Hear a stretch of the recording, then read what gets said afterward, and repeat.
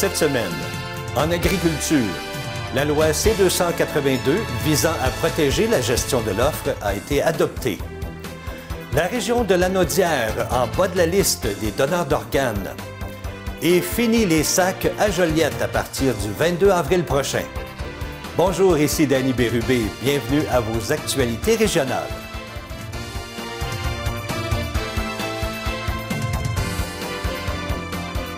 Bonjour à vous.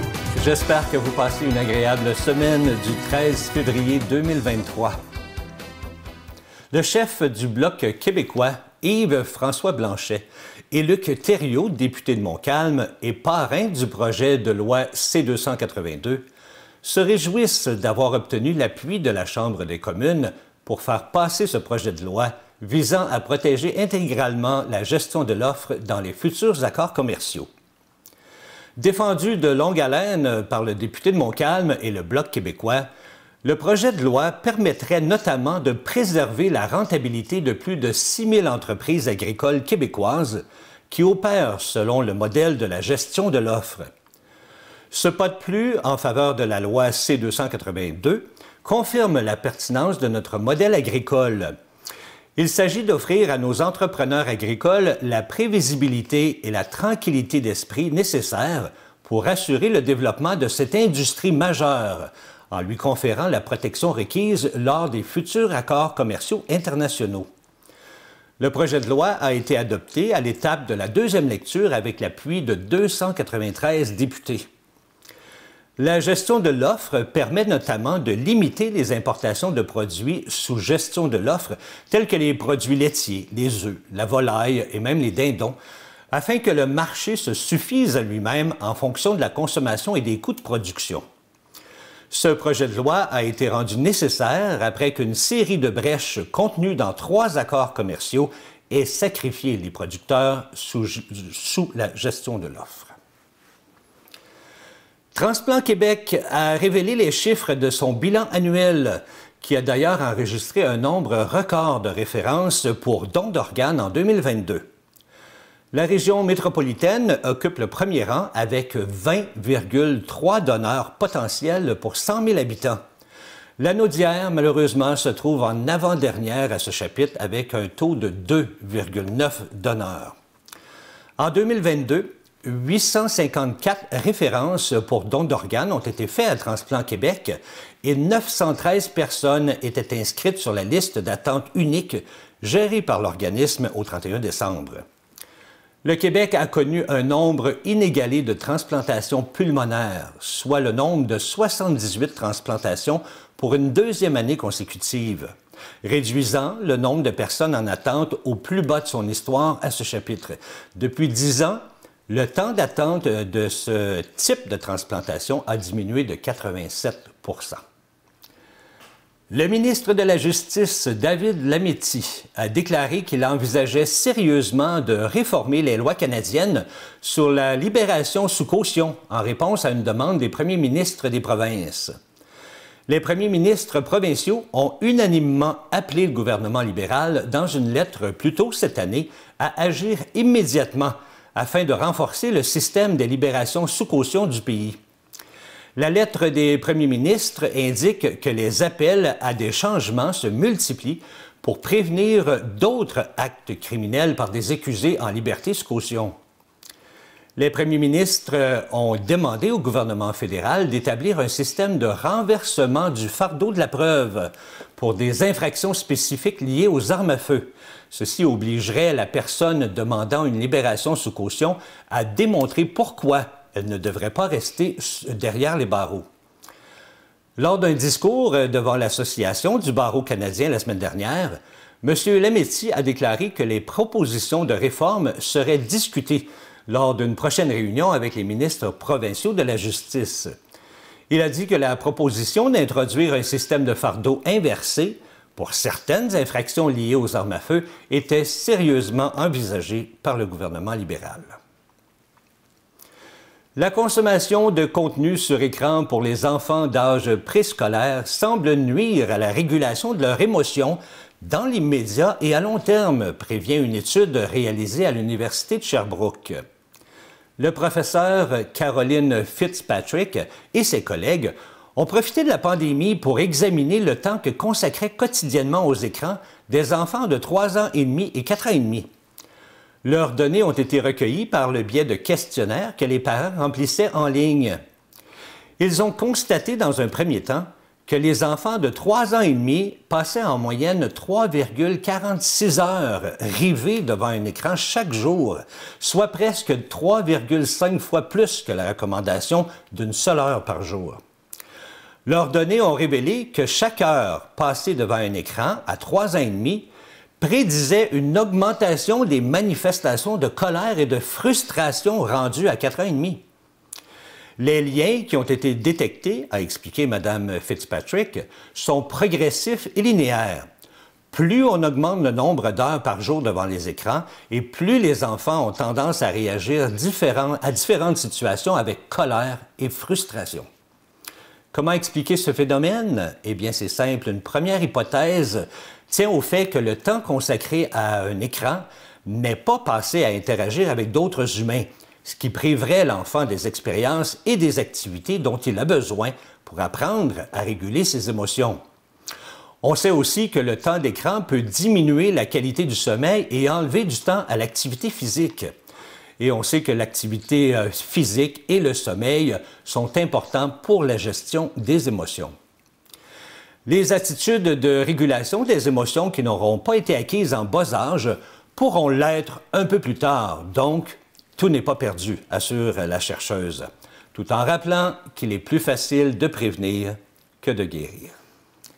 La municipalité de Mandeville est heureuse d'annoncer la 2e édition de son budget participatif visant à soutenir des initiatives locales qui pourraient être soutenues financièrement jusqu'à concurrence de 50 000 $. Le dépôt des projets pourra s'effectuer par les citoyens et les organismes à but non lucratif du 1er mars au 14 mai 2003 via la plateforme en ligne de la municipalité. Un dossier qui tient particulièrement à cœur au maire de Mandeville, M. Michael Séturco. Les projets ont l'obligation de respecter certains critères afin d'être éligibles. Ils doivent entre autres répondre à un besoin de la communauté, ne pas être d'intérêt privé, représenter une dépense en lien avec les priorités de la municipalité et ne pas entraîner de frais récurrents annuels. En résumé, tous les résidents de Mandeville, âgés de 12 ans et plus, sur présentation d'une preuve de résidence, bien sûr, ainsi que les organismes à but non lucratif mandévillois, peuvent déposer un projet. Le Centre intégré de santé et de services sociaux de Lanaudière lance un appel aux personnes désireuses de devenir bénévoles au transport pour les enfants et les adolescents recevant les services du Centre de protection de l'enfance et de la jeunesse de Lanaudière. Il s'agit de leur offrir un transport sécuritaire lors de rendez-vous médicaux, d'ateliers de groupe, de visites supervisées ou autres.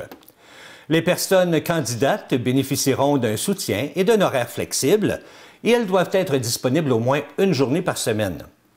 Une compensation financière couvrant les frais d'utilisation du véhicule est offerte. Pour plus d'informations ou pour poser une candidature, il faut communiquer par téléphone ou par texto au 579-593-7610.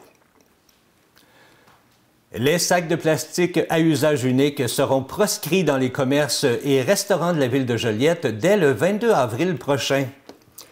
Le règlement régissant la distribution des sacs d'emplettes sur le territoire a été adopté en octobre 2022 par le conseil municipal.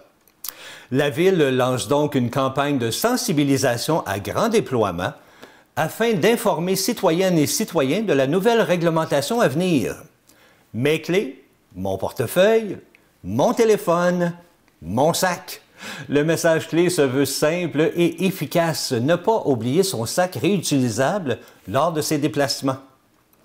Le maire de Joliette, M. Pierre-Luc Bellerose, mentionne que cette orientation écologique s'inscrit dans la volonté du conseil municipal de mettre un terme au gaspillage des ressources et de réduire la pollution par les plastiques.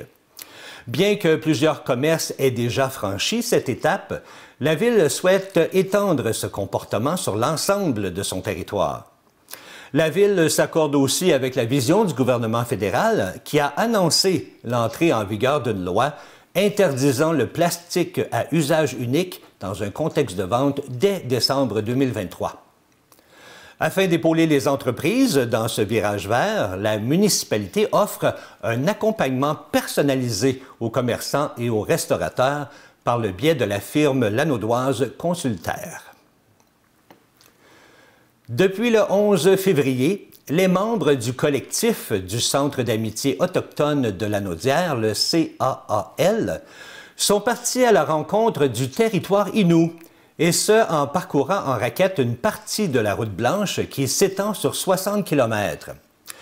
Par cette aventure sportive internation et intergénérationnelle, ils espèrent se réapproprier leur corps et leurs esprits et ainsi inspirer d'autres personnes de la communauté.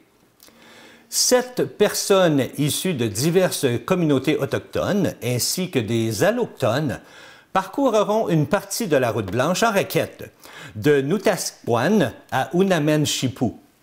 L'histoire commune s'écrira au fur et à mesure des kilomètres parcourus.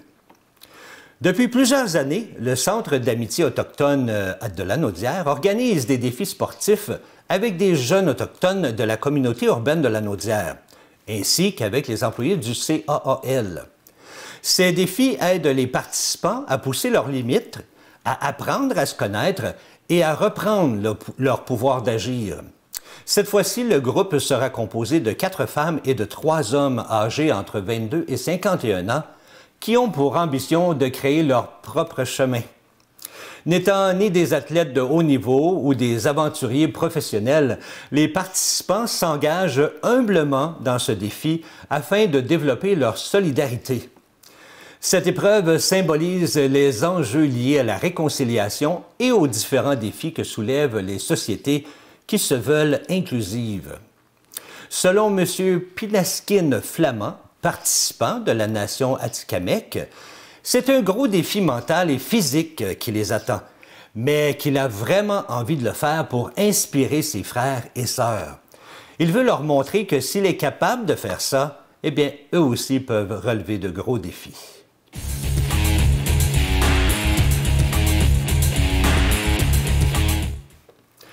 Le jeune planchiste de Saint-Félix-de-Valois, Tommy Roy, connaît une progression impressionnante. Au cours de la dernière saison, il a réalisé plusieurs compétitions au Québec et a terminé en première position lors de chacune de celles-ci, à l'exception d'une où il a fini 2e. L'athlète de 11 ans a également participé à ses 2 premières compétitions en dehors de la province, soit à Whistler, où il a réussi à monter sur le podium à 2 reprises. Il a récolté une 2e et une 3e place alors qu'il affrontait des athlètes qui parvenaient de partout à travers le pays. Depuis 1 an, Tommy a également commencé à voyager afin de découvrir de nouvelles montagnes et d'augmenter ses attitudes et ses connaissances en planche à neige. L'été dernier, il s'est notamment rendu au Chili afin de pouvoir y pratiquer son sport et sa passion.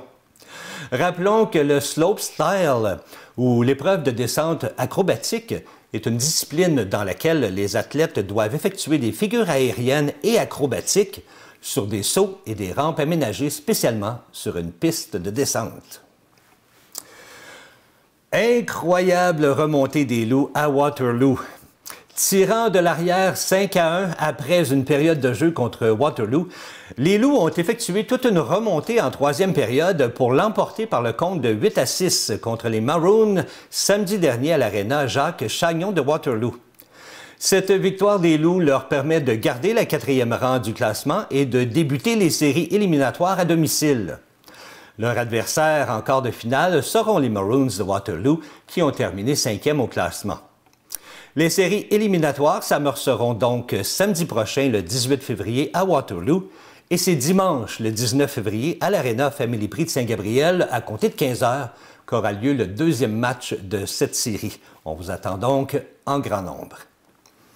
Voilà, c'est ce qui complète vos actualités régionales. Si vous avez été témoin d'une nouvelle, faites-nous le savoir en nous écrivant à CTB TV. Cette semaine, ne manquez pas l'émission « Chacun son refrain ». M. Gilles Comeau reçoit M. Bernard Lapierre. C'était Danny Bérubé pour vos actualités régionales. Bonne journée.